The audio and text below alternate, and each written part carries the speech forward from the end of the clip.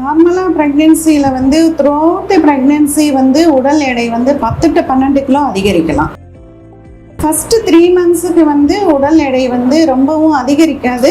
ஏன்னா அது குறைய கூட வாய்ப்பு இருக்குது. நிறைய வாமிட் பண்ணுவாங்க, சரியாக சாப்பிட முடியாது அவங்களால.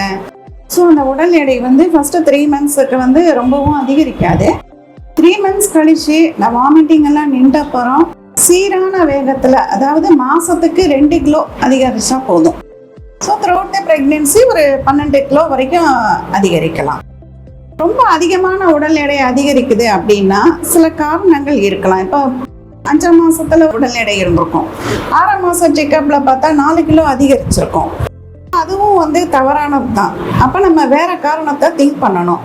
ஒன்று, குழந்தையோட உடல் எடை வந்து அதிகமாக போகலாம், இல்லை தண்ணி சத்து மிக அதிகமாக போகலாம். மாதம் 2 கிலோ அதிகமாக போதும், அது நார்மலான உடல் எடை தான்.